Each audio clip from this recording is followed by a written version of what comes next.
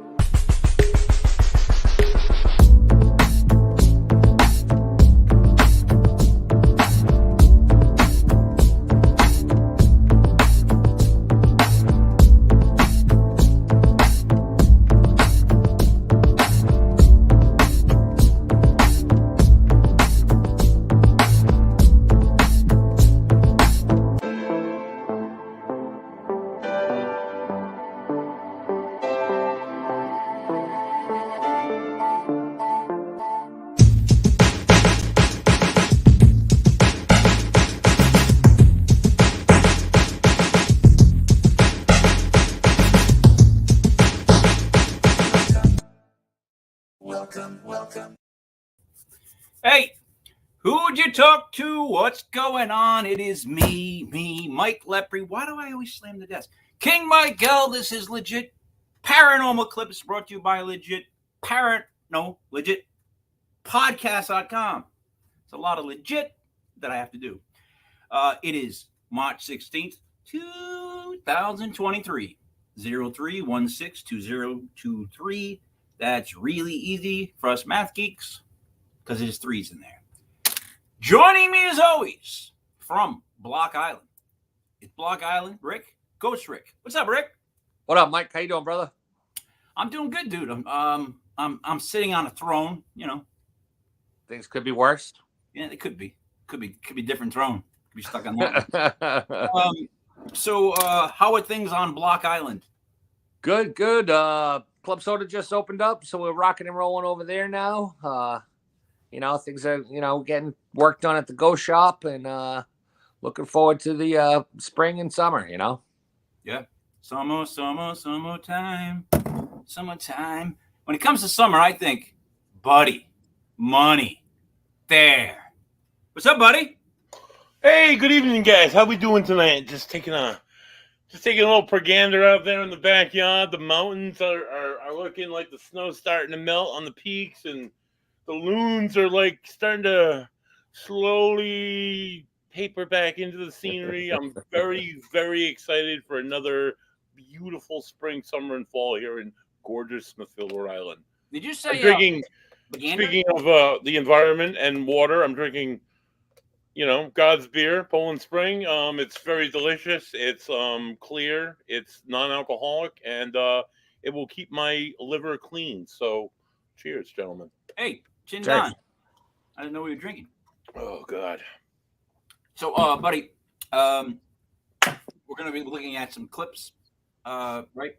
We have a few some here to show some clippages from a young man. Usually we go to somebody like in Kentucky or Tennessee or Georgia, but this guy is right from our own backyards. I used to work in Bridgewater.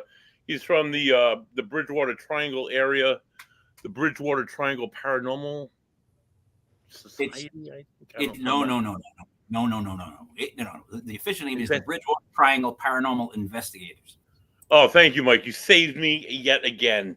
You're welcome. Two things. I love local paranormal groups. How do you know he's young? How do you know he's young? Just his age? Did you I'm ID him? looking at his face right now, Mike, and he looks like he's in the green room, and he looks like he might be like within our age group, at least within my age group. Within your age group. That's what I was going to say. Maybe not yours, but within ours. All right. You want to do the introductions? Joining us from the lovely Bridgewater Triangle region, another paranormal investigator. Please welcome to the show, Harry Green Jr. Welcome, Harry. Thank you. Harry. What up, Harry? By the way, I'm 41. I just had a birthday. He's younger than I am, Mike. And he's way younger than you are, dude. He's a pup. He's not even 10 years younger than me. He's not. Well, whatever. He's not even 9. He's in the same range, Mike. He's in the same range. Come on, buddy. Respect your elders. Yeah. You got no manners, kid. None. I'm sorry. boy, the Green's the last name. That's what got me all stuck up. I'm sorry. What's your first name again? Tim. Harry. I'm all over the place. I'm trying to write notes. Harry Green. That's a great name. Yep. That really is a great name. Growing up, that must have been so much easier than my last name. Harry, first clip I want to show is the USS Salem, the one that I have pulled up. I know that there's the shadow figure at the 48-minute mark. Yes. But I'm going to start it at the 43, 44-minute mark because I just really enjoy hearing. Is that you talking? Yes.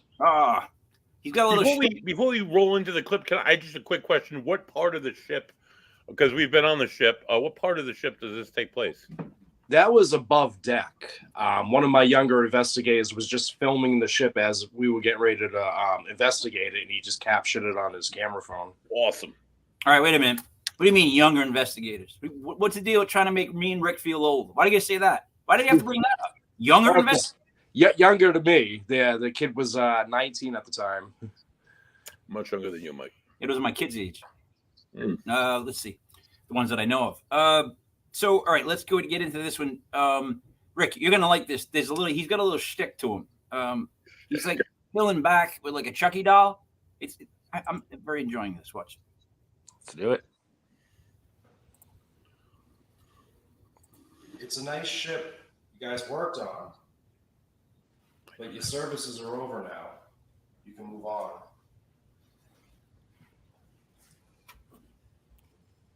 So we learned that third-class Mulat was injured after a cannon exploded, and his best friend Frank came aboard the USS Salem to watch over him. And in that same rack where Frank was watching over Mulat, that cat ball was lighting up and the REM pod went off. Where that cat ball is going crazy right now is the rack where he's supposed to be watching over him. Is he there in the rack, Frank?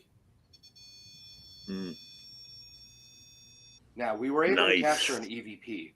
Right when Lewis went to pick up the cat ball off one of the racks, you can hear someone saying, "Get off." So to me, I believe that it's an earthquake patient that passed away who sees Lewis in his personal space.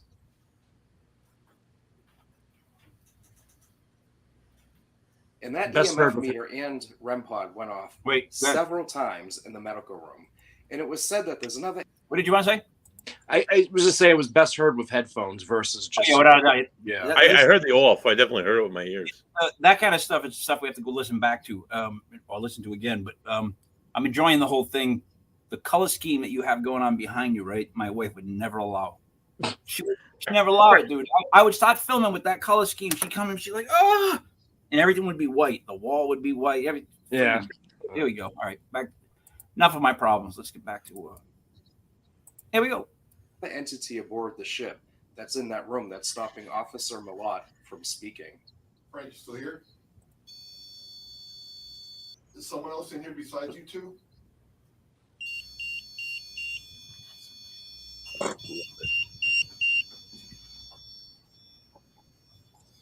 Is Skip the person who's stopping Officer Mulat from communicating with us? That's awesome. Really? What's interesting is we experienced a lot of the same paranormal happenings that many other... No, let's start with this. First of all, let's explain what a cat ball is. Oh, hey, I like this. I like this setup, but we'll switch. You'll know the cat ball, Mike, as soon as he says it. No, but I speak for the dumb. Right, I should remember that. What it is, and we want to know it because we just can't keep watching and go, "Oh, yeah, it's beeping." What does it mean to us? Please, if you could. Basically, a cat ball is kind of, to me, like a REM pod, pretty much, just a smaller version. Okay. It doesn't, produce the EMFs. It's sensitive to vibration. So how does it work exactly? You put it down, right? Yep. And it's supposed to sense or beep when something is around it? Yeah, basically from vibration. If it senses something is touching it, it's going to light up. All right. I never seen one that beeped, though. It's a cat toy, Mike. Yeah. So if you touch it, the lights will go off. And that's the whole purpose of it. So if the lights are going off, that means something touched it. And that's the coolest part about the cat toy. Rick, have you ever heard of the cat toy? Cat ball, cat something? I've seen them before. Yeah, they're pretty cool. All right. We So- we personally don't use them, but other groups have. So you're saying cat balls aren't for you? No. Let's go with this. Have witnessed as well. In this article, it explains that the chairs have been pulled out and tossed across the room on occasion. Loud, unexplained banging sounds have been heard, which could be similar to the knocks that we heard. The printer at the ship's museum, Peter Blumberg, explained a mysterious figure appeared before him down one of the ship's dark hallways. And Mike, we we're not also seeing the video. heard what sounded like a Oh, you're not seeing it? No, it's a little box on the bottom, Mike. We got to Oh, make my it big. bad. My bad. Why'd you tell me that when I started? Why would you wait that long? Why would, We thought you knew what you were doing. I don't know. if I knew what I was doing, I'm watching the video. What is that? Was that you? Did you just laugh? No, it sounded like. You know what I wrote? Oh my God. Was it one of the wheels moving? It sounded like a chair or something. It did. It sounded like a chair pulling out. And Dominic captured several of these knocking sounds. Can we get knock? If you're here? Heard it? That was just now? Yeah. It was in the background. Holy shit. That is a knock.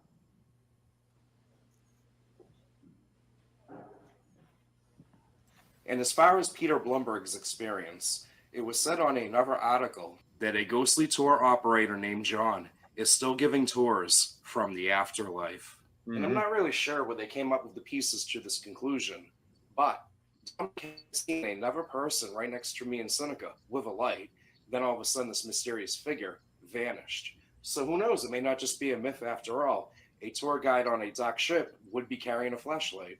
Bro, I thought someone was right here with a flashlight. That's why I stopped talking for a little But bit. you just saw someone right there? Yes, I stopped talking. What do they look like? That was like a regular human. Like, Did you see them like wearing clothes? nah, like I just took a glance and I see like a flashlight. Was that or something? It was like you. It was like in front of you. Like it was dead in front of you. Like as soon as I walked right here, I seen it and just walked away. After I got closer, it was completely gone. And all three of us really got our own experience on the USS Salem. We all heard what sounded like paper crackling. What's that? Bro, like heard crackling. Crackling? Yeah, you know papers getting. You know papers get. You know papers again. Yeah. They toss like that. Yeah, yeah. That's what I heard. Like right here. He's walking up to us. Yeah. That's not some vibration. What the hell was that? The crackling that you heard. Yeah, he's walking up to us. What was that? He's going this way. I heard over here.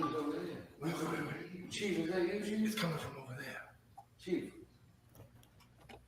And both Seneca and Dominic heard that lock wheel turning on the door hatch. Did? Yeah. So you have a hand over there. It is like that. Trying to open Now, in the wardroom, me and Dominic thought we saw a shadow. Then all of a sudden it got really cold. But we may have actually just seen this figure. Dominic managed to capture with his camera phone a black shadow running above deck. And the shadowy figure disappears into the ship's walls. He didn't even know that he captured this until the footage was reviewed. And honestly, our jaws dropped when we saw this. I'm going to go ahead and play it for you. So in this room, me and Dominic could have sworn we saw a shadow, and all of a sudden we felt a cold spot over here.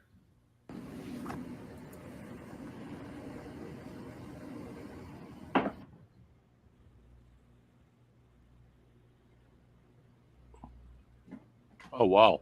Yeah, you can definitely see it. Yeah, definitely. So That's even cool. though the USS Salem had never went to combat, then why is it so haunted? Well, I know it's been said that because of the ship's high electromagnetic field, that's having effects on the human brain causing hallucinations.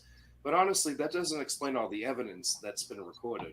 You have to consider the many tragic deaths aboard. So this negative energy stained itself throughout the ship.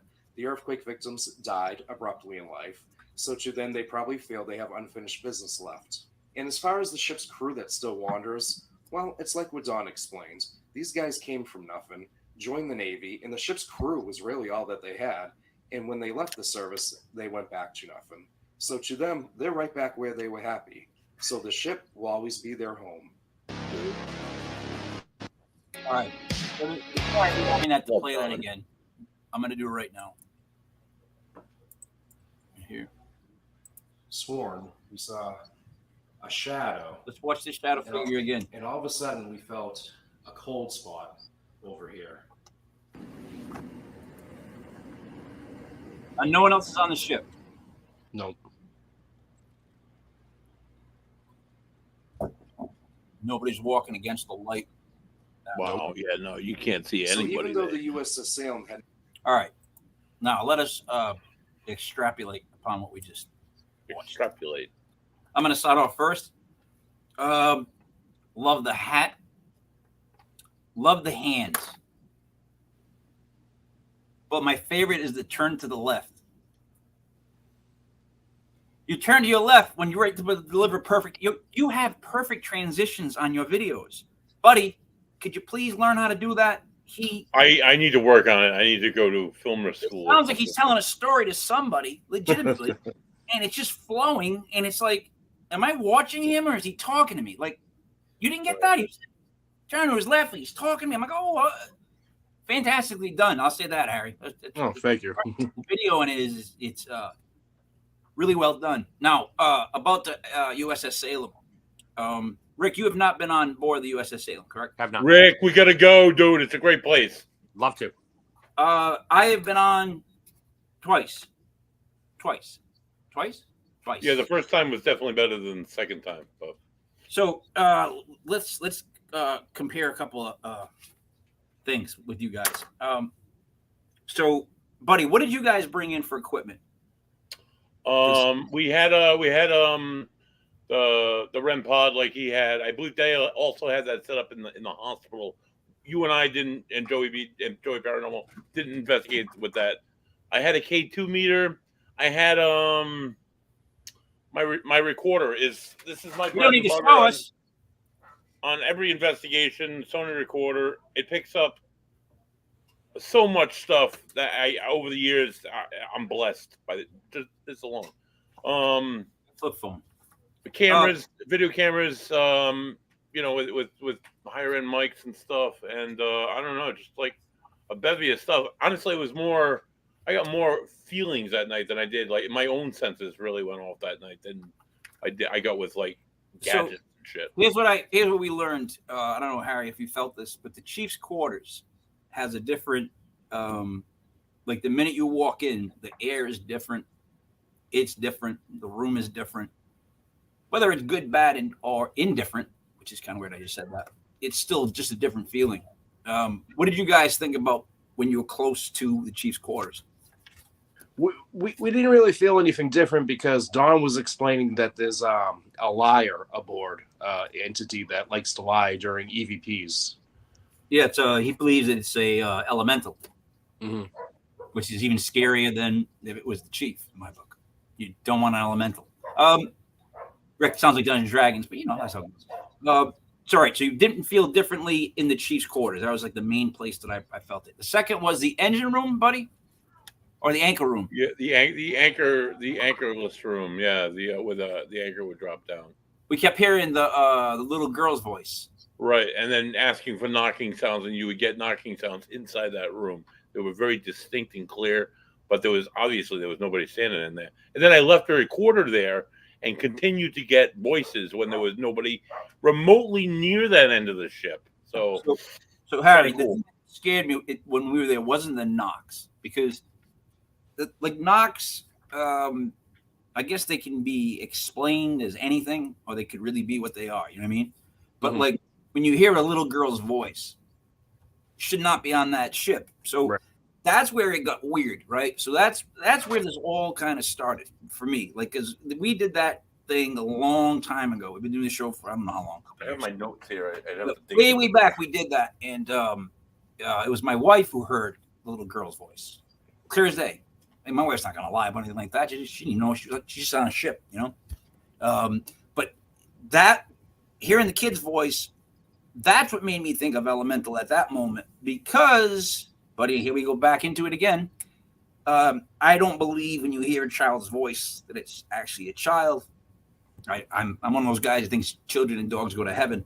So I always worry about is that it's not a child in the first place, and secondly, what child is going to be on the at USS Salem. Now, I know that what was stories about where they picked up like people that were stranded or whatnot, people from war.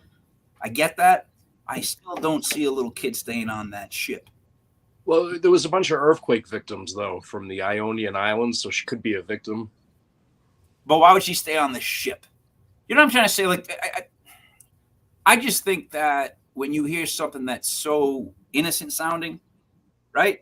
Especially on the USS Salem, it's not innocent. Rick, what do you think about that? I don't know. Kids ghosts. I mean, it could be just a reflection, you know, as opposed to just to an intelligent spirit. You know, a lot of times we get those where it's just, you know, just looking back at basically a reflection of old smoke. We didn't see it. We heard it. You know what I mean? If we saw it, I would have freaked, dude. I would have jumped overboard if I saw a little girl sitting in the middle of USS Salem. That ain't cool. You know what the hell? But you're looking through notes, aren't you? I do have notes. Yeah, one of my best EVPs for that, and I can remember it. Harry, we're in the Chiefs room, and you were in the corner with your wife and Joe, and I was sitting on one of the little stools. And they're all like machine stools. They line that one countertop area, and I had my recorder sitting on my lap, and you guys were in the corner asking. You thought the chief was in that corner. I walked into this dark corner, and I said, "Is the chief in that corner?" And I'm like, "Where is the chief in this room?" And there's a voice that says, "I don't know if you guys can see that notes in there." It says, it was a creepy whisper that says, "Beside you." And it was clear as day, and like I can remember it. It's one of those things that you can't excuse. It's like beside you, like right in the microphone. It's like Jesus Christ, man! Thank you for that spirit. But Harry, he's never let me hear any of this stuff, so I don't even know that it exists. I'm being dead honest. It's been 2 years. I went in there. I was game for it. I didn't care where I walked. He filmed it, recorded it all. He got it written down in a notebook. He's crazy. You think he's shown it to me, the wife, once? No. Now, what were you going to say before he started talking? Oh, about the little girl. Is it possible maybe her parents died on the ship and she's stranded there looking for her parents, maybe? All right. Then that takes me to my next part. If there are really kid spirits that are stuck and they don't understand that they need to go on, then everybody that claims to have the ability to pass people over should be in the Sweet Pickles bus, traveling around the country, shaking up the children's hospital, sending every kid home. Yeah. Can't think of a better purpose. So that's my whole point with that. Like, if you have people that can do this, and then you're going to say that it is this, well, hey, it's like peanut butter and jelly. Let's get this done. But, all right, so the chief, there's the child's voice. There's also the elemental that he was talking about. Now, what you saw, though, the shadow figure right there at the end is extremely creepy because what it did was it dissipated. You know what I mean? Like, it kind of went away. Who's buzzing? Buddy, that's going to be you buzzing. Guaranteed. it probably is, yeah. Rick, when you saw it dissipate, did it remind you of not how a shadow leaves? Like, you know what I'm trying to say? Like, when a shadow walks out of view, it doesn't do that. You know what I mean? It looked like it was scurrying. It almost looked more solid than a regular shadow. You know, if that makes any sense. Yeah, the only thing he did weird, right? It did that Bigfoot look back. You know what I mean? You know, it did shuffle. Like, that's the only thing that was a little weird. Like, when it did that, because it was like, what's it looking at you guys filming it? Like, was that what that was? Was that an acknowledgement of the fact that you guys were filming it when it turned to look back? What's it looking back for then? What do you think, Harry? I keep wanting to call him Jeff. You know, I'm so stuck on that. Sorry, Harry. I'm going to keep saying your name until it goes in my head. By the way, Rick works for Block Island Ghost Tours on Block Island. Now, Harry, I haven't said that right. Oh, yeah. No, not once. I keep saying Ghost Island Block Tours. Sorry. You really said a little like that. Harry, I'm going to stick with this. All right. So, Harry, did you think when it looked back that it was acknowledging the fact that you guys were filming it? I don't know. I really can't. To me, it might be something maybe residual, if that makes sense, but I don't know why it's a black shadow. Yep. All right. All right. Let's flip to this. Here's what I noticed. Ever notice how after a couple of hours of investigating, everybody turns into dudes? And let me explain that. In other words, like a couple hours in, like literally, I'll be saying just what you guys are saying to each other, but like the buddy will be like, "Dude, did you just hear that? That's a knock." Oh, shoot. Like the guys you were with, as it went on, they got more dude. More dude came out of them. Rick, you know what I'm saying? Like, they're like, "Oh, wow, I got Rick excited." Yeah. Buddy, Dude. try not to get too excited. What did you think? Dude. What did you think? About the saddle, I thought it was fantastic. No, not that. All right, Harry, you understand what I'm talking about the dude thing? How like it goes on. It's not like you're more open to hearing stuff, but it seems like that you end up being like that, right? Like in other words, if I hear something, or buddy hears something, it starts like this excitement, right? And then it's like a bubbling. And then if you hear something else, you start going like, dude. You follow me on that? All right, Harry's with me. Guys, take a note from Harry, will you please? He's with me on this, and he does great production value. Buddy, I haven't seen... Yeah, there you go, Rick. I haven't seen a loon all night. Not one loon. We got another video we're going to go to next, which is... Buddy, which one do you want me to show next? Part 5 of the Hawkmock Swamp, I believe, was the one. Is that the one that's 18 minutes? I don't know, Mike. Well, no, I'm just going to have... Wait, hold on. Part 5, Mike. Hawkmock Swamp. But you going to just keep saying Part 5 Hawkmock Swamp? Part 5 Hawkmock Swamp. Hawkmock. All right, hold on. And it's this, right? This it? Harry, am I right? That's not it, no. That's not it. Nah, dude, it doesn't say Part 5. Come on, kid. Wow, that's Hansel and Gretel's house. Where the hell am I supposed to say Part 5? Yeah, it's... Where's Part 5? It's right there. Wait, it's right there. It's right there. Above the GR thing. Yeah. Like that. Yeah, there you go, Mike. There you go. Part 5, kid. Hey, I got it, guy. Look at me. Look at you, dude. Is also known to the resident. Wait a minute. How do you want me to start this? Harry. It's at, I think, around 1 minute. It's right at the beginning when we were going into the swamp. All right. So just open the whole thing. Go into the swamp.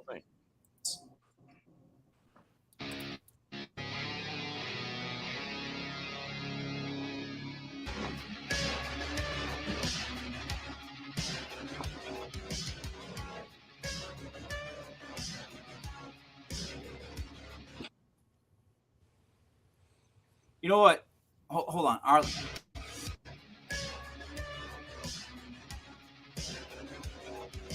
Oh, don't touch those.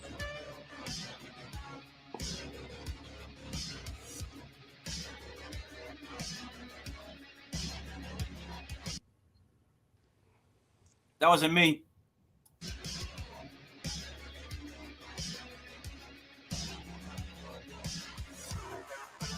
Very well edited. Very well edited.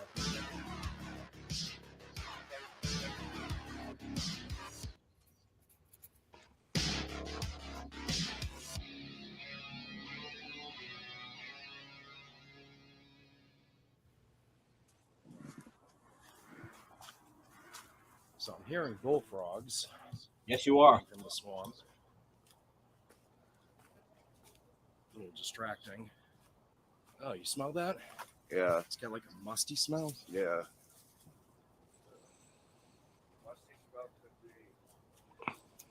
Whatever it is, it smells fucking awful.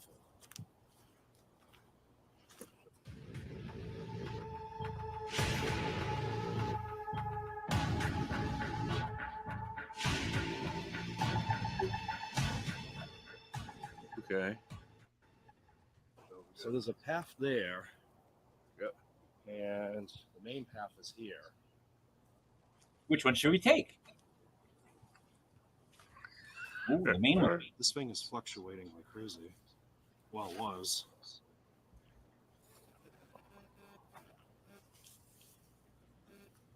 Now, what's that picking up, Harry?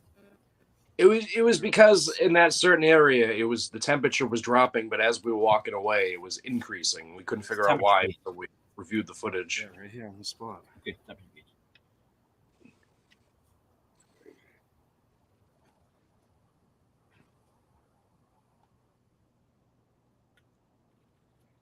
The thermal camera wasn't reading any cold spots. Gotta love thermal cameras. Looks like Buddy in the bedroom. 5.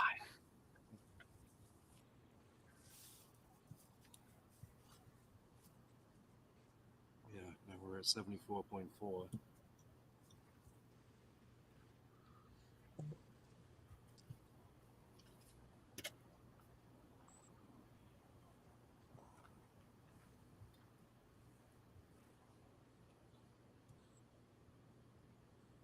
Oh yeah.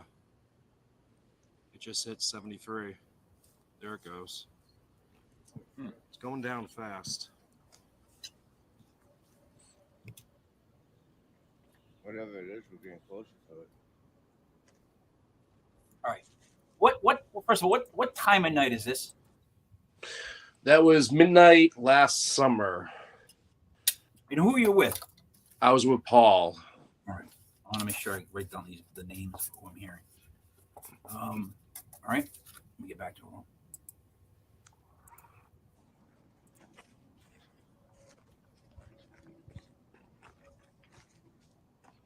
I could have sworn Actually, I just heard someone or something walking on these leaves as I started walking. Oh, it's a frog. Yeah, there he is. Oh yeah, it is a frog. Yep. Hey, little buddy. I get those around my yard. You pick them up, they piss in your hand. Did you know that? Mhm. So we're Yep. hearing something coming from down that path. Kind of fun. You into that sort of thing, Rick?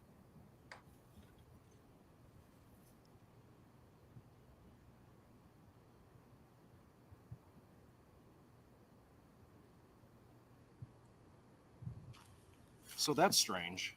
As we started walking away, the temperature went back up. But down there, it's cooler. Yeah, it's wet. All right, are you walking uphill, downhill, closer to the water? The water was on towards our right, so we were going north of the Looks the Hockomock. same. I don't think maybe the water would change the temperature. Or the breeze off the water. There doesn't seem to be much of a breeze. No. Although it doesn't look very warm. So we're deeper and deeper into the Hockomock. And there is another pond in here. It's called Nunkit's Pond. Yeah, something like that.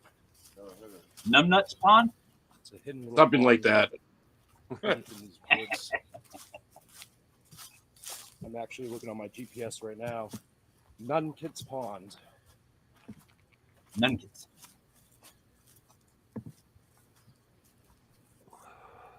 For some reason, right in this spot is where I'm getting the feeling that eyes are on me. I don't know why.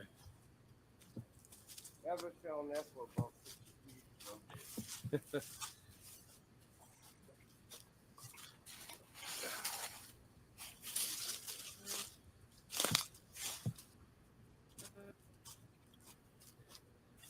Beautiful foliage. Right. Write that down, Rick. Foliage, beautiful. Yep, someone had a fire. All right. Actually, you know what's weird? A lot of people say that they see these mysterious phantom fires coming from the other side of the lake. I wonder if it's people having an actual campfire. It could be. It very well could be. Kids do crazy things. Yeah, that's a big myth that's in Bridgewater, that people see these phantom fires Oh, yeah. hovering on That's the top of the opening. water. When it's just kids across. Yeah, the camera isn't Yeah. really picking up on Probably. the lake, but it's beautiful, guys. It's very soft. Yeah, I would not walk in that crap. Right. We're actually lighting a fire just to keep the mosquitoes away, and we're gonna use the REM pod over here. Is there anyone here among us? Nice. Can you step in front of that device? Anyone at all? You know what? Hold up. First off, the cojones to stand out in the woods past midnight with a little fire going, right? And you're calling into the woods for something to step out in front of you. In the Hogmark Swamp of all places. Harry, I'm from New England as well. However, I'm from a very new Italian area. Guys drink. I'm afraid of anything coming out of the woods. And I'm not even talking about it might be like a creature. It might be a ghost.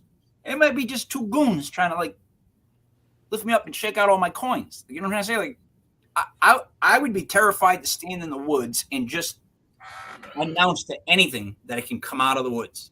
Am I the only one that thinks like that? Rick, would you do this? Yeah. Well, Harry, what's the history of the area that you're in? That's Lake Nipponicket, also known as Lake Nip in Bridgewater. Yes. The beach has been closed since the 90s. People mysteriously drowned in that water, and it's only 3 feet deep. Gotcha. And it is in the heart of the Hockomock Swamp. Gotcha. How do they die? I mean, wait, how do they drown? No one knows. It's a big mystery. There's been is that where there's been satanic worships, or is that the Freetown Forest? That's the Freetown Forest. There is I do have a belief that there may be quicksand at the bottom of that water. Mm-hmm. So you might get sucked in, and if you're over your head, you might panic and drown. True. Could be duck poop. They had to close down the Naughty Park one where I live because of duck poop. It was making people sick. I'm not even kidding. It was making them sick while I was swimming. So it was making them cough and gag up. Being dead serious, it was duck poop, not loons. Duck poop. Duck poop. Hockomock. I know it. As far as history goes, I know it dates back to the what is it? The Wampanoag Indians. Hockomock is a place where spirits dwell. Yep. Yeah, that's an awesome. That's an awesome clue for us modern investigators that it might have always been a place where spirits were. Yeah, they say it might just date back 10,000 years. We don't really know. And the Native Americans gave it that name? Yeah. Yeah, the Algonquin tribe gave it the name. Very cool. Yeah. Native Americans. Here we go.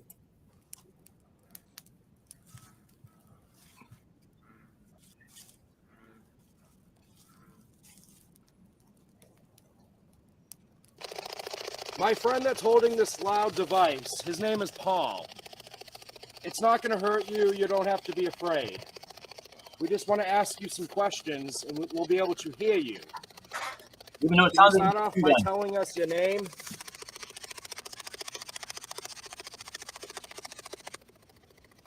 Were you one of the colonial soldiers? Or were you from the Wampanoag tribe? We're having a nice fire. Will you come and join us?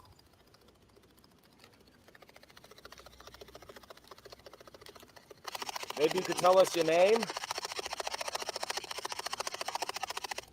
How many others are out here with us tonight?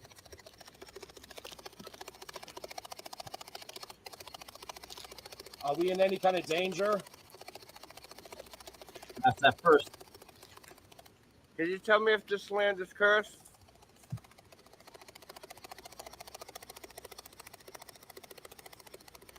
Are you a man or a female? Was this land made for you and me? I'm sorry if you passed away from King Philip's War. If you see a white light, you should step into it. The war is over.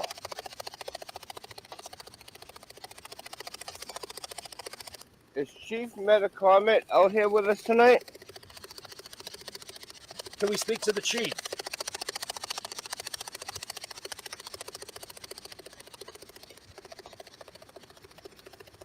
We ain't getting nothing on that spirit box. No. But that's about it. All right, Oh, fire is fire's dwindling. out, and So we far, we've may cut have just nothing. added to this urban legend. I enjoy especially if this. Someone's on the other side of the lake and they see this fire. Yeah.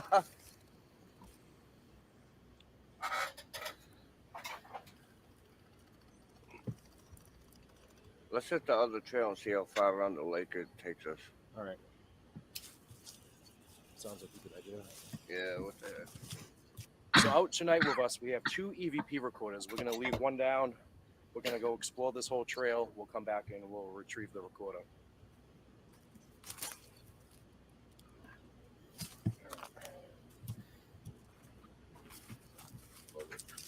So Paul, you want to stick to the trail, or do you want to go exploring in the? Oh, Paul wants to explore. Explore.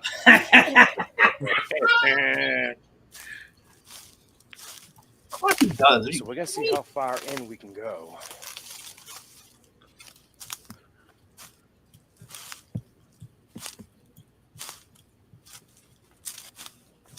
This is just dangerous, period. Right. No, it is. It's actually wide open in here too. Yeah, there could be coyotes out there. There could be fisher cats. Meow. They They could surround be, you, the coyotes. So it's all around They you. could be like the Jabberwocky UFOs. The, Sasquatch, sure I say. the lady made of trash from Fraggle A Rock. little bit tight Right, right. as we keep going in. You just cut that, huh? That was a good one, Mike. Yeah, we're probably close to that little pond too. That's probably why the ground's getting soft. Yeah. Let me look on my GPS. Oh, look at these webs, dude. That is dope. See, that's According stuff I to would the look at GPS, too. if we went Right. straight that way, I will say though, that this is balls like going out there at this time of night. Ugh. half a mile. Poison ivy heaven. So we're just gonna stand here in complete silence. See what we can capture on the digital recorder. Moth.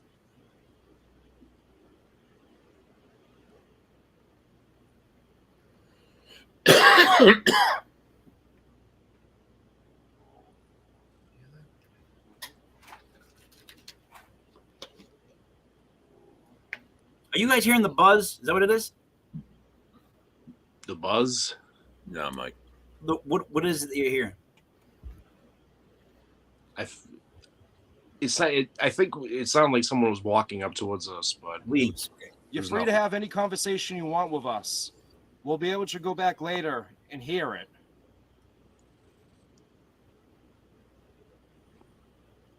But we come in peace. We want you to know that.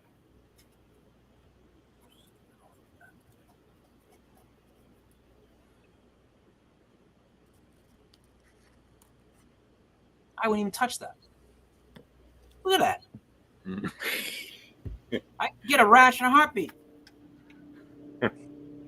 Mike does not belong in the outdoors. Yeah, No, I get poison ivy really bad. You have no I idea. believe it. the urban investigator. A lot of ticks. That's right. Well, the Bridgewater Triangle, don't Maybe they have a just devil an dog animal. or something like that? yeah, in Edmonton. And then there's another one. What was the pug? The Pudgawudgies. Yep. In Freetown. I'm probably saying it completely wrong, but we had a few guests on the other show that talked about them. Yeah, we had Falzano. dude, we had the guy on who coined the term Pudgewudgie. Pudgawudgie. Chris Falzano. Yeah, Yeah, he's from up that way. yeah, he was like I live Pudgewudgie. in Florida. Like that, I don't know what the hell that Just meant. like a dog. Now what, Jeff? What are we looking for right here so that we can shut up when he comes? Because I know we're going to talk over it. Jeff. I keep calling him Jeff. You know His what, name's not Jeff, You mean dude. Harry? Harry? I can't do it. So since we're out in the middle of the Hockomock Swamp, We were just tree knocking right here.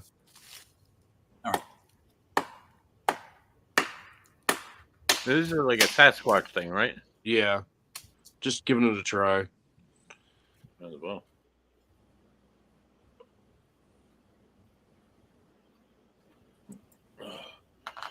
That's what Okay, why. so we are officially lost in the Hockomock. Literally, yeah. Well, we came this way because the brush is knocked down right here, but there's no fucking way out. So it looked like it. No.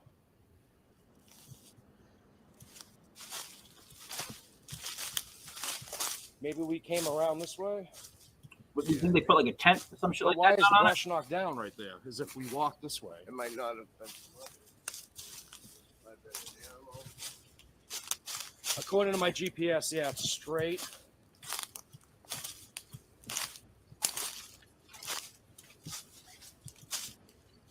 And then we have to go this way.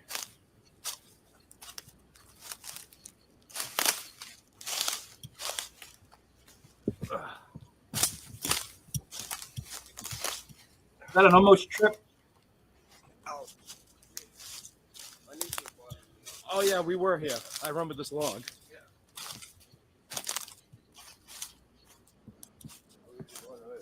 Yeah. So we are back out on the main trail. Boy, would that be a nightmare not knowing where you were, though. Mm-hmm. It's a big So area. if I remember correctly, I left the EVP recorder up ahead over here. Right here. Right here, actually.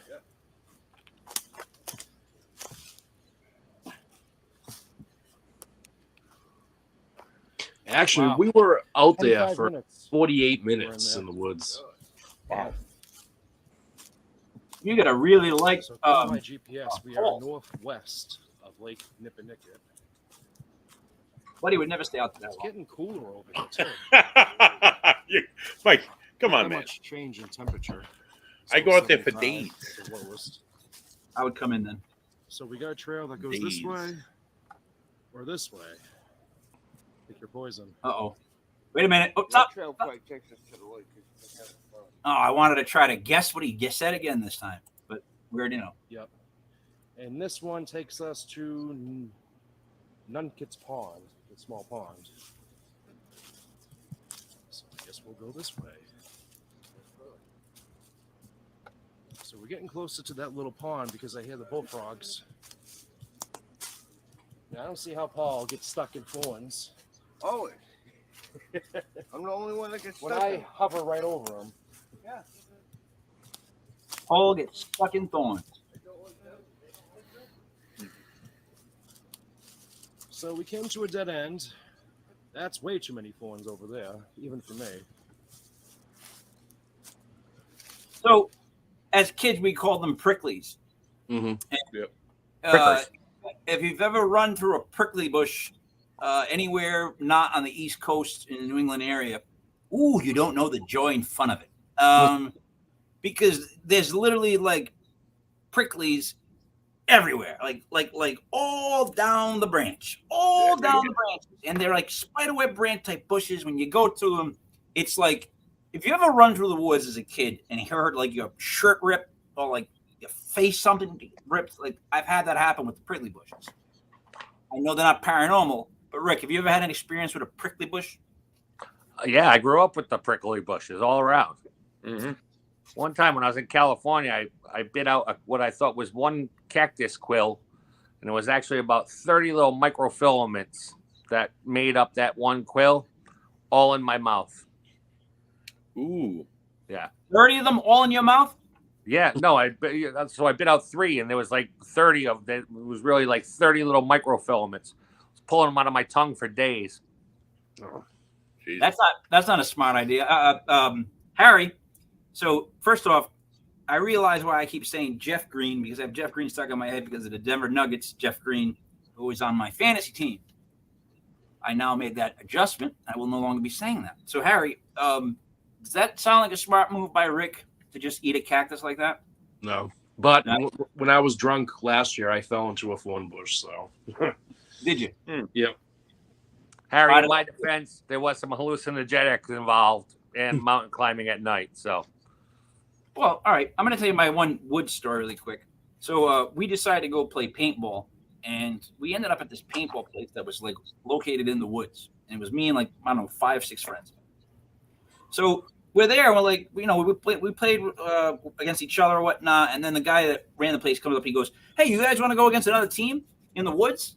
And we're like, "Yeah, all right." He's like, "All right." He goes, all right, I'm going to let the Hispanic team go first. I said, what do you, oh, stop. I said, did you say Hispanic team? He goes, yeah. I go, all right. He goes, they don't speak English. I'm like, what? He goes, yeah, they don't speak any English. So now, that doesn't bother me, of course, because I don't really speak English. What bothered me, however, I'm in the woods, right? I got lost. And all I can hear is gunshots and some of my teammates screaming out. And I just hear Spanish communication going on through the woods like this. I mean, I've never been in a war, but that was terrifying alone. I'm lost. Even if I meet these guys, they're not going to understand me. They're going to shoot me in the face. I can't win. So I don't do paintball anymore. Now, when we go down this path, explain to me what you're looking for. What are you looking for in this wood? Ghosts? We were trying to find. Well, actually, I have an interesting story behind all this. But we were trying to find like the Bigfoot, legendary Bigfoot. All right. Yep. But the story behind basically why we explore the Hockomock, or why I do, stems from when I was 14 years old. I actually personally saw what could have been a Thunderbird at the time. I was behind the old Brockton High, actually with a friend of mine, and about 3 stories up, there was this big, enormous bird. The wingspan was probably like the size of a 1978 Lincoln Town car, and it had like a suede, like old worn-out suede texture, and it flew going south towards the Hockomock Swamp. No kidding. How old were you? I was 14. Were you high? No. You get asked that. That's the first thing you get asked. Come on. You know what I mean? So wait a minute. You're at school. It was summer, actually. We were behind the old quad trails behind the Brockton High. Causing trouble? Just causing trouble, hanging out? Yeah, pretty much. All right. And then all of a sudden, you see this IROC, Thunderbird, fly over your head. My friend, he runs, he hides in the bushes. I look up and I froze, and like I just remember the shrubs were blowing like crazy. The wind was picking up like crazy. So now, does the friend remember this exactly like you do? When I hit him up 2 years ago, he said he briefly remembers it, but he doesn't like to talk about it. He doesn't like to talk about it. Yeah. No, that's my UFO story. I can name 4 people that were there with me. I told you one of them is a police sergeant, and he doesn't like to talk about it. We never talked about it. It was one of those things we never talked about. So it's weird in really extreme moments. It's like people are gonna think I'm batshit crazy if I bring this up. Some of us choose to forget, right, Harry? Like you obviously didn't. You made a career out of it. You saw this Thunderbird go over your head. You're like, I'm gonna go into the woods someday at midnight with Paul. Let's get back to the. Wait, you had more to say. I'm sorry. No, it's just after that. Like I was talking to a friend of mine, like when I was probably like 25, and she was telling me about the Bridgewater Triangle. Now I never even heard of it, and she was telling me about Bigfoots, and I'm thinking, oh, she's batshit crazy. And until she mentioned the Thunderbird, this big giant bird, and I was like, well, wait a minute, that's kind of resembles what I saw when I was younger. So ever since then, I just, boots to the ground, been investigating it. So this triangle thing came up early on during us doing the show, and then it came on like a year in again, right? It seemed like the triangle itself seems to shift, right, buddy? Where they claim the location of it is, it slightly it's shifts. Pretty exact, Mike. It's pretty well mapped out. It starts. They go from like Dayton to like. It's never increased land. I've noticed that it's bigger than what Lauren Coleman mapped out, but he just mapped out like Abington, Rehoboth, Freetown. Mm-hmm. Yeah, buddy, it's bigger than when they thought it was, because I thought, come on, Lizzie Borden House.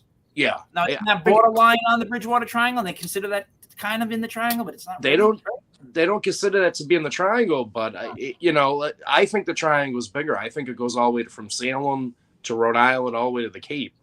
Yep. Yes, the Rhode Island had the vampires way back. That's what the law is. That's just superstition. Rhode Island has a lot of, all right. like serious By the way, paranormal activity, though. By the way, Mercy Brown. the fact right now that you're on a paranormal show and you're saying that vampires are, oh my God, vampire. I didn't say Count Chocula. I said vampires. You were like, I there's don't no such thing as vampires. We're talking about ghosts. Ignorant farmers from New England, dude. That's all that was. That wasn't. I don't think that was anything supernatural to that at all, other than people were not educated at the time. Well, more... tuberculosis they believed was the cause for a lot of that stuff.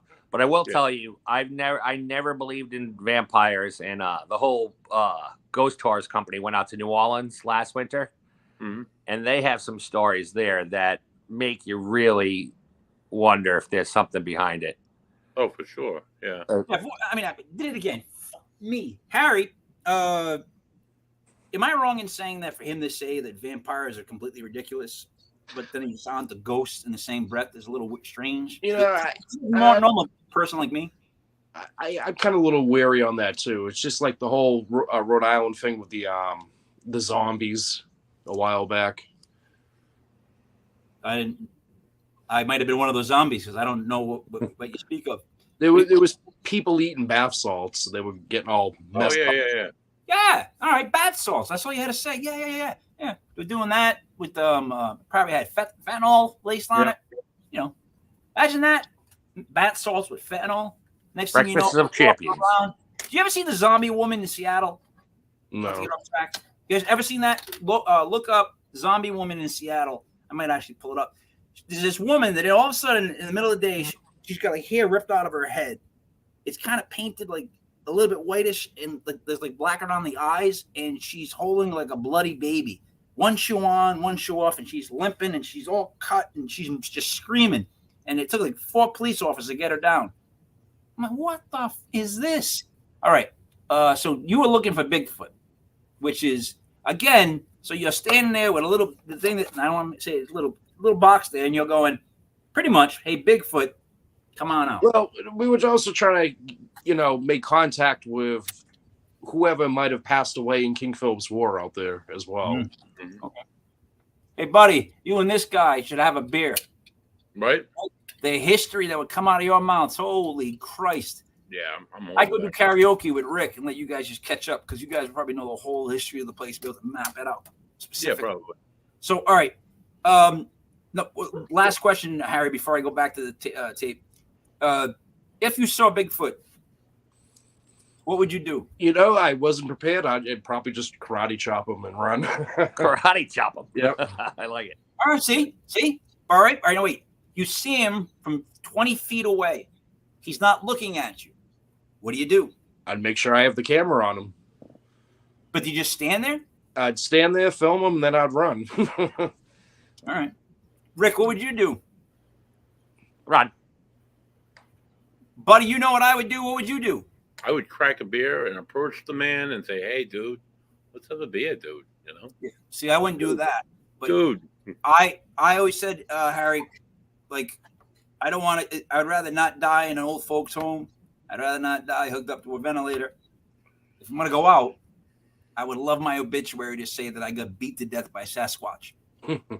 Like, seriously, that's a guy's way to go out, right? Because you figure if that thing is ever really real, and Daniel Benoit hosts a Bigfoot show tomorrow night on this site at 9:05.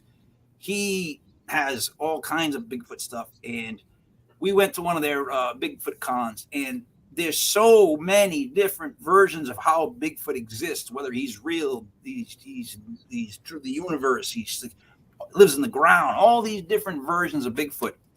And what always weirded us out was every one of them always said stuff like, oh, yeah, I saw him, and then I ran away. And it's like, what? You went out in the woods for like 3 days, and you saw him? You didn't pull your cameras out? No, I was too scared. We just ran. I can't get over that part of the whole Bigfoot hunt. Like, you know what I mean? Like, why would you run? You had at least, like you said, stop filming. You're there. I mean, if you're going to get killed, hey, you already made that decision. You're there with the camera. You might as well film. He's going to catch you either way. How fast do you think you can run, Harry? You know what I'm saying? Like, you know what I mean? None of us here are Give me a track runner. Carl Lewis. See, buddy, you're looking up notes with your bottom lip out, acting all pouty and sexy, and I'm trying to talk facts here. HR on Tuesday at 11:30. Knock it off. 11:30. Yeah, I'll be at work, but whatever. I'll make it somehow. I'm sorry. I'm gonna go to. Tell me where I should stop because I'm moving it. If you go more towards the end, like during my ferry, you'll be able to see this bluish face in the woods better. All right. Yeah.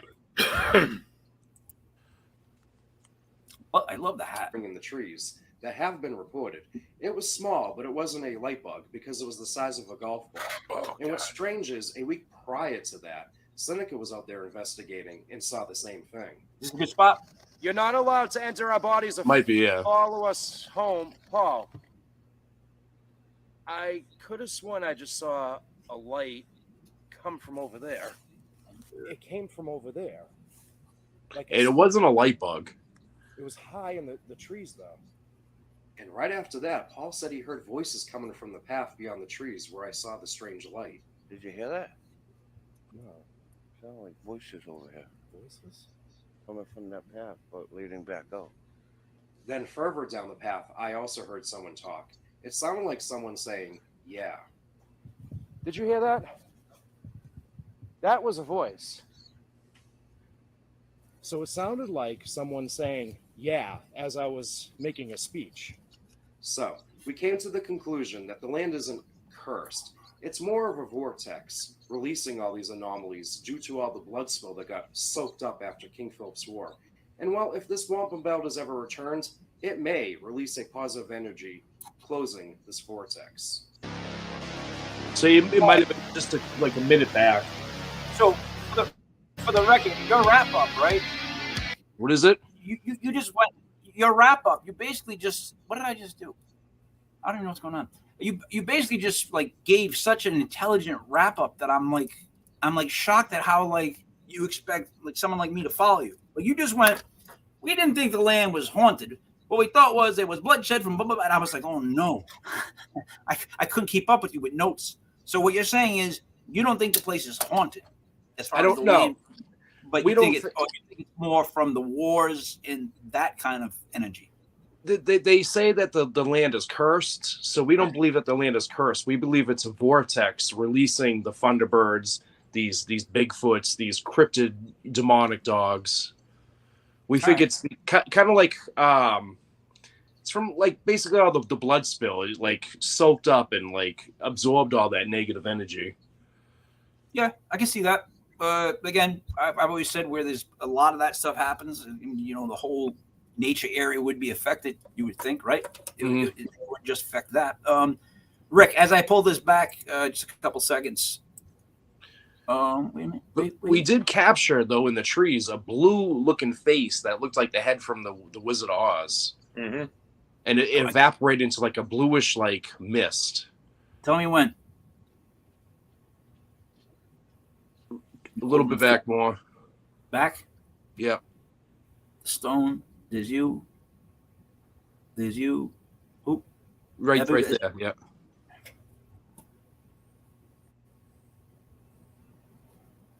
Come on now. Come on now. Go on now, get. I had a boss used to do that when he would get rid of people and wanted them to leave his desk. He'd go, go on now, get. And as you were walking away, he'd go, come on now, get. It was the funniest thing. This is killing me though.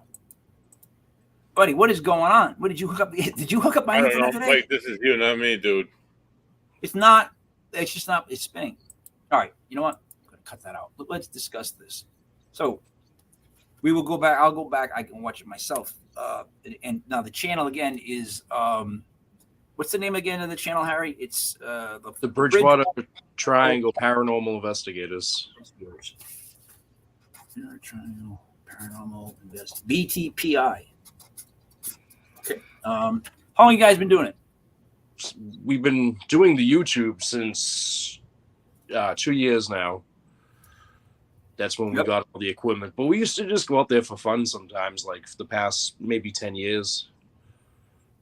How big is the group? We have 4 people. 4 people. All right. And they all been there from the start? Yeah.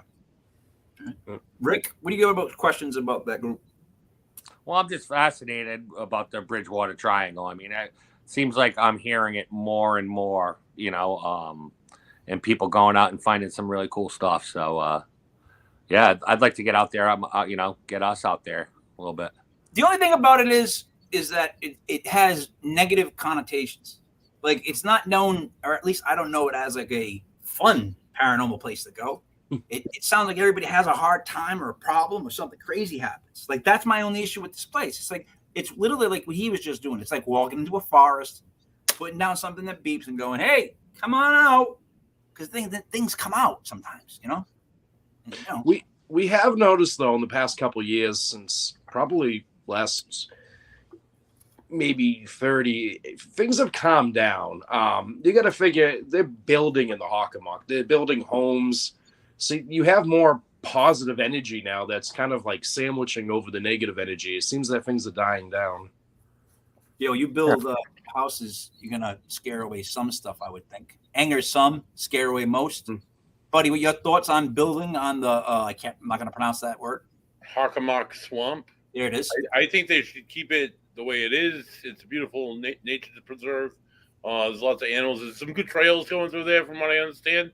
I don't know how well they're marked and whatnot, but I heard it's pretty well navigatable. Yeah. If you will.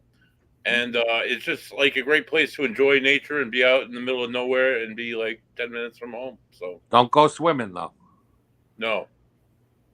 So wait a minute now. Let me ask that. Let me do that follow up. So they no longer allow swimming. Now, if I'm one of those people that's like, I want to go look it up and see how many people actually died. What do you think I'll find? Like, say within like the last 10 years, what would be the number if you had a guess of people that drowned? Because that'll make it different. And I would say that if you had 5 in 10 years, I'd close it down. That'd be my number. I don't actually. It's been closed since the 90s. I've heard that it was several people. So you know what? Then me and Rick will just look through our notes back when we were really old, because we got those written down too. Right, Rick? You got those, the old notes? Oh, the old notes, of course. We'll see what we saw. But no, no, heyday the 90s.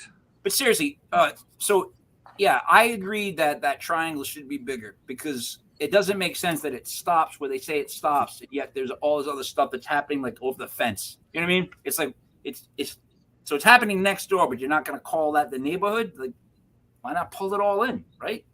So Harry, you've noticed that too, right? Because when you step out of the triangle, you're technically still in an area where shit can happen. Yeah.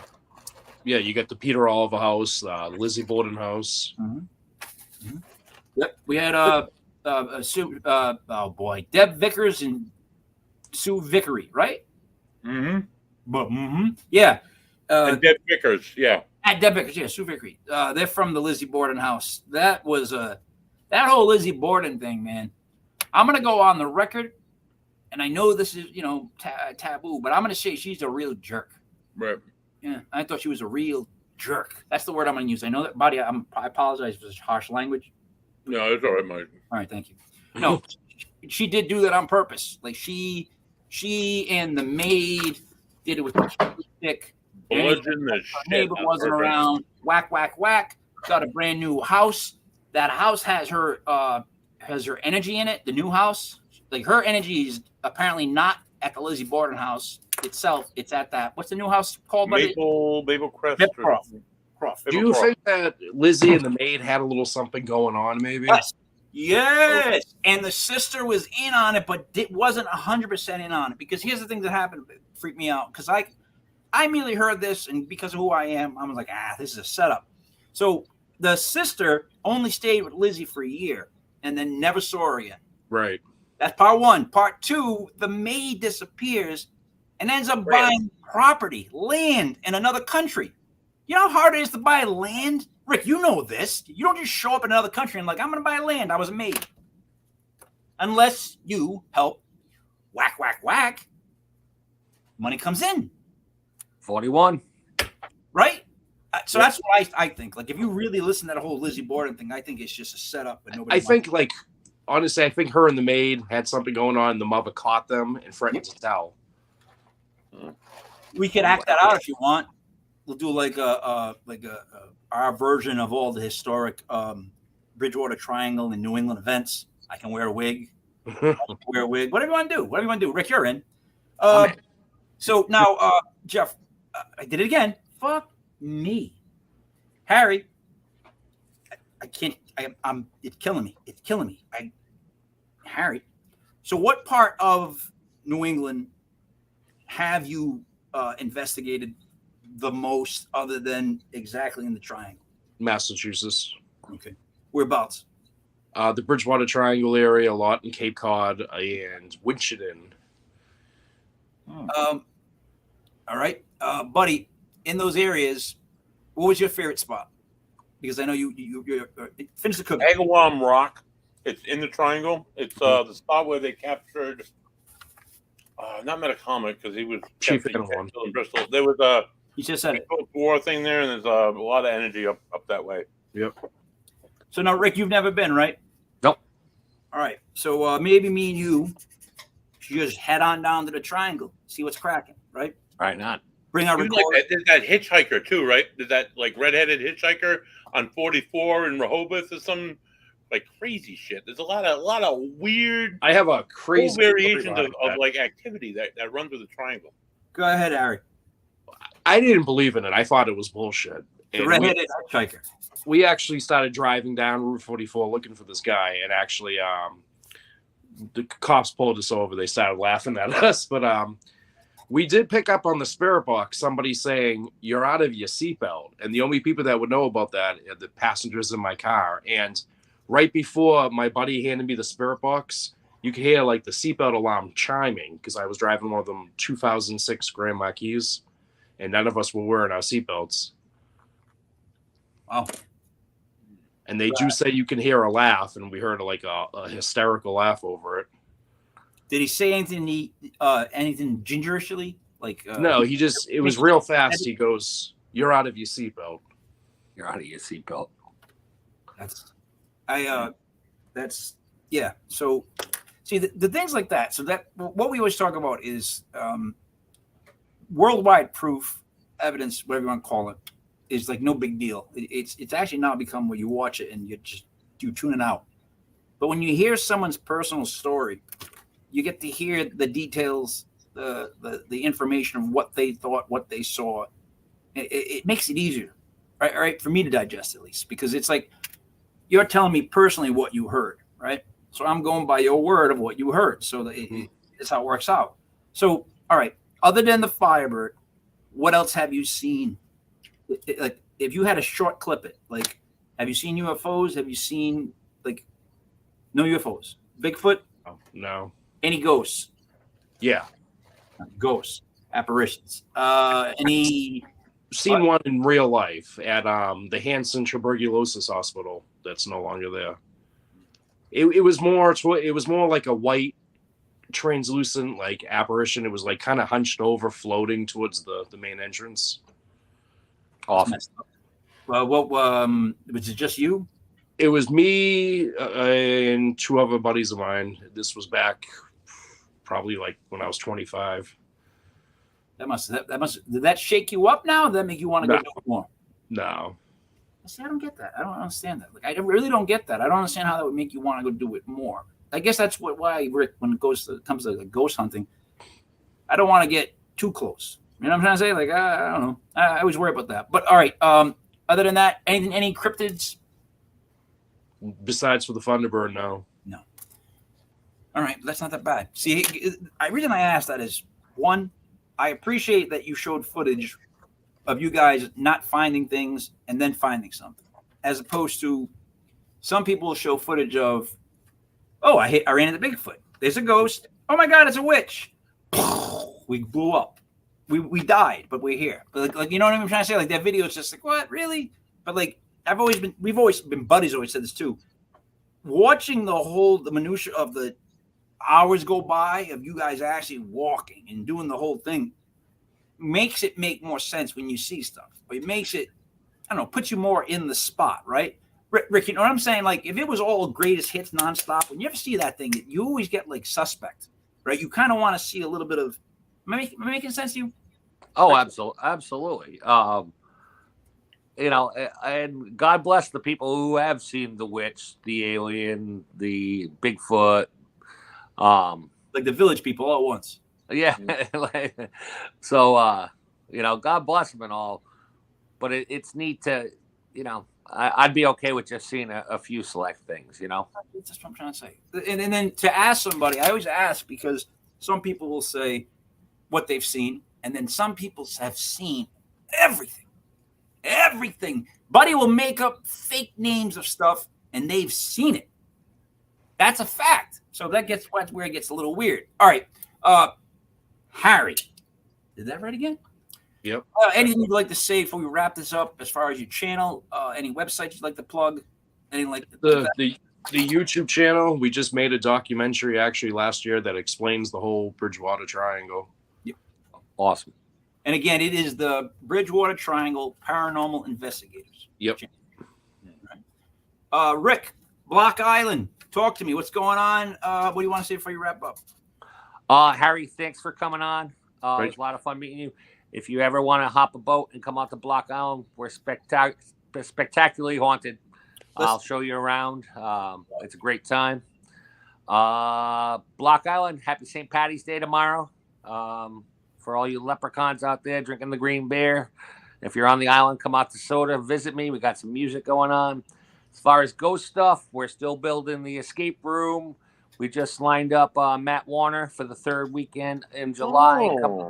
Coming up for the weekend. He's a Bridgewater guy, too. We also... Bridgewater Triangle guy. Rick, June, we also will be having Tim Weisberg come out. Tim is fantastic. Tim is fantastic. So what we South Coast. Yep. Good, Rick. Continue. I'm sorry. I want to just I can't wait. Just this time of year out here, it's still like The Shining on the streets, but the ball's starting to roll now. So yeah. BlockIslandGhostTours.com. Check it out. We're live booking. I think we're running a thing where if you book some tours now, you get a free shirt or something like that. There you go. Yeah. Why not? So, Harry, have you been to Block Island? No. All right. Oh, you haven't lived there. I've never been my whole life, right? Lived in Rhode Island my whole life, just never went. And then I finally did go. And now here's what I think of it, right? I haven't been in the summer yet, but I've been there in the winter. It's cold when you walk into the wind. The second time I was there, I walked into the wind by myself. Buddy, you didn't know about this. I went down. I had a date with Rick. I don't think I need to tell you about that. We can do whatever we want. Me and you are not exclusive. Right. Your beard was all like kind of, whatever. What I'm trying to say is there's a lot of weird stuff that's happened there, that goes on there, battles that have happened around that island, on that island, like things that have been done to people on that island. Like there's so many stories. There's the serial killer of that area. There was the cross-dressing serial killer that lived there. There's like all this stuff. And man, it has that weird, no offense, Rick, weird type of feeling of all the people in the town and what it looks like. It looks like they want you to get really comfortable so you can fall asleep and they can cut your throat. No offense. That's the vibe you get, right? That's happened once or twice throughout history, Yeah. We gotta get you out here in the summer. It's a lighter vibe out here in the summer than in the winter. In the winter, I always try to explain it to people. It's like an independent film, where they see the people dragging the house across the ice with the chains. Mm-hmm. But and the only people there are real fishermen, real divers. I was talking to this one guy. He had all these different stones that he got from the bottom of the ocean. Yeah, he's done so much more than me. Look, what am I supposed to tell this guy? Buddy, what do you get to wrap it up with as you're chewing? What is that? Fine cheese? Yeah, I have a good cracker I'm chomping on now. I want to thank you for joining us tonight and bringing on your clips and your evidence. It's always nice seeing another investigator's work, see what they do, especially in an area that's so known to me. So I got to get myself out the hot mark this spring and go on a nice hike or something. Maybe bring my recorder, maybe bring the dog. I don't know. Tomorrow night, like Mike said, we get the Bigfoot show. Join us Sunday night live at 7:05. Legit Paranormal will be hosting Joe Vitale. He's a paranormal researcher and investigator. Mike, like you, he's also a musician and an award-winning filmmaker. Joe has spent the last 30 years on and off investigating the paranormal. across the United States, and he's known for his new it's a new documentary, The Harrisville Haunting: The True Conjuring Story. So this guy from Italian Joe Vitale. Yeah, he came out from like Michigan and said, "Hey, I know you guys," and he did the Harrisville Haunting, and he thinks he knows. I watched that last night. Oh Great. yeah, was it good? Yeah, it was really good. I'm gonna have to. Where was that? Netflix? Either Netflix or Prime, one of the two. All right. So then tune in Sunday, Rick. Maybe Yeah, absolutely. Listen here and guy talk. Last week we had Roland Comtois. Yeah, he was a very interesting person. He has something about him that's a little bit different than everybody else in a positive way. But he's just got there's just something there. Harry, I'm sorry I said Jeff all night, but it's no offense to you. It is offense to me. It's something that I do. It's one of those mental tics that I have that if I get stuck on a name wrong, I do it more than once. Forget about it. You said you were Jeff Green? Yeah, Jeff Green plays for the Denver Nuggets. You talking about in Massachusetts? No. I just kept saying Jeff Green. Jeff Green. Like I kept thinking Jeff Green. Like every time I want to say your name, I keep thinking your last name with it. So instead of just saying Harry, I'm going Jeff because I want to say Jeff Green. It's the age, Harry. It's the age. Yeah, dude. You get old. I mean, you're still young. When you get old, really old, like we're 74. Well, Rick's 75. I'm 74. When you get up to be that old, memory goes. It just goes. Rick, how's yours? Who are you again? Yeah, my favorite one was. I'll limit this. The joke is the guy. They say to the old guy, Gramps, how's the new memory medication working? He goes, "Oh, it's great. Memory's so much better." He goes, "Yeah, what's it called?" He goes, "Oh, the name of it. What's that beautiful flower that people always draw?" And the guy's like, "Tulip?" He's like, No. You wear it on like your collar. And the guy's like, a carnation? He's like, no. It's red. It smells great. He goes, Rose? He goes, yeah. Hey, Rose, what's the name of the medication I take? I'm sorry. Hey, guys, this was Legit Paranormal Clips for March 16th, 2023. I love that number, buddy. I'm going to tell you about it later. So now for Bridgewater Triangle, Harry Green. For Block Island Ghost Tours, Rick. For Buddy, Money. There it is, me, Mike Leper King, Mike L. This was a Legit Paranormal Clips brought to you by legitpodcast.com. Check out the website. Every show streams live from legitpodcast.com. Tune in tomorrow for Daniel Benoit and the Bigfoot Experience. I don't think he calls it that, but that's what I'm calling it for now.